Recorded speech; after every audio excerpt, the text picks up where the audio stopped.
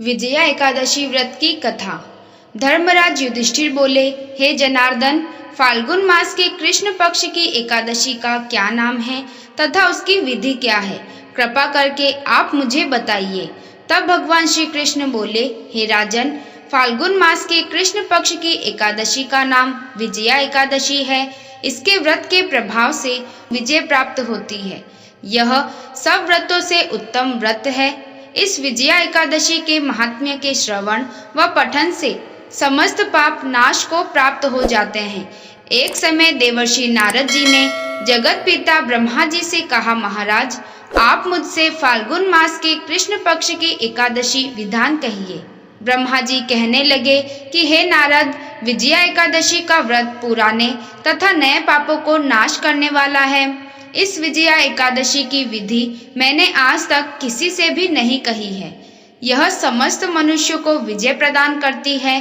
त्रेता युग में मर्यादा पुरुषोत्तम श्री रामचंद्र जी को जब 14 वर्ष का वनवास हो गया, तब वे श्री लक्ष्मण तथा सीता जी सहित पंचवटी में निवास करने लगे। वहां पर दुष्ट रावण ने जब सीता जी का हरण किया, तब इस समाचार से श्री रामचंद्र जी और लक्ष्मण जी अत्यंत व्याकुल हुए और सीता जी की खोज में चल दिए। घूमते घूमते जब वे मरणासन जटायु के पास पहुँचे, तो जटायु उन्हें सीता जी का वृतांत सुनाकर स्वर्गलोक चला गया। कुछ आगे जाकर उनकी सुग्रीव से मित्रता हुई और बाली का वध किया।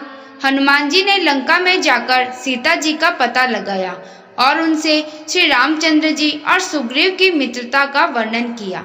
वहां से लौटकर हनुमान जी ने भगवान राम के पास आकर सब समाचार कहे। श्री रामचंद्र जी ने वानर सेना सहित सुग्रीव की संपत्ति से लंका को प्रस्थान किया। जब श्री रामचंद्र जी समुद्र के किनारे पहुंचे, तब उन्होंने मगरमच्छ आदि से युक्त उस अगाध समुद्र को देखकर लक्ष्मण से कहा कि इस समुद्र को हम किस प्रकार से पार करेंगे। श्री लक्ष्मण ने कहा, हे पुराण पुरुषोत्तम, आप आदि पुरुष है, सब कुछ जानते हैं। यहाँ से आधा योजन दूर पर कुमारी द्वीप में वक्दालभ्य नाम के मुनि रहते हैं। उन्होंने अनेक ब्रह्मा देखे हैं। आप उनके पास जाकर इसका उपाय पूछिए। लक्ष्मण जी के इस प्रकार के वचन सुनकर श्री रामचंद्र जी वक्दालभ्य ऋषि के पास गए और उनको प्रणाम करके बैठ गए। मुनि ने भी उनको मनुष्य रूप धारण किए हुए पुराण पुरुषोत्तम समझकर उनसे पूछा कि हे राम, आपका आना कैसे हुआ? रामचंद्र जी कहने लगे, हे ऋषि, मैं अपनी सेना सहित यहाँ आया हूँ और राक्षसों को जीतने के लिए लंका जा रहा हूँ। आप कृपा करके समुद्र पार करने का कोई उपाय बतलाइए। मैं इसी कारण आपके पास आया हूँ। वक्दालभ्य ऋषि बोले कि हे राम, फाल्गुन मास के कृष्ण पक्ष की एकादशी का उत्तम व्रत करने से निश्चय ही आपकी विजय होगी। साथ ही आप समुद्र भी अवश्य पार कर लेंगे।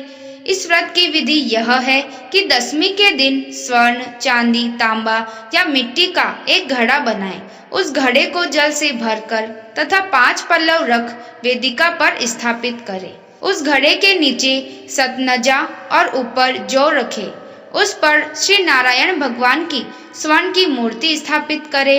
एकादशी के दिन स्नानादि से निवृत्त होकर धूप, दीप, नैवेद्य, नारियल आदि से भगवान की पूजा करें। तत्पश्चात घड़े के सामने बैठकर दिन व्यतीत करें और रात्रि को भी उसी प्रकार बैठे रहकर जागरण करें। द्वादशी के दिन नित्य नियम से निवृत्त होकर उस घड़े को ब्राह्मण को दे दे। हे राम, यदि तुम भी इस व्रत को सेनापतियों सहित करोगे तो तुम्हारी विजय अवश्य होगी।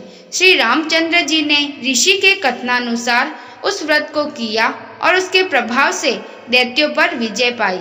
अतः हे राजन, जो कोई मनुष्य विधि पूर्वक इस व्रत को करेगा, दोनों लोकों में उसकी अवश्य विजय होगी।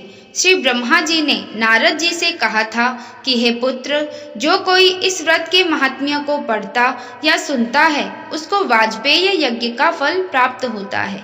जय श्री कृष्णा। आपको यह कथा कैसी लगी कमेंट करें। वीडियो पसंद आया हो तो लाइक करें और इस चैनल को सब्सक्राइब करें। धन्यवाद।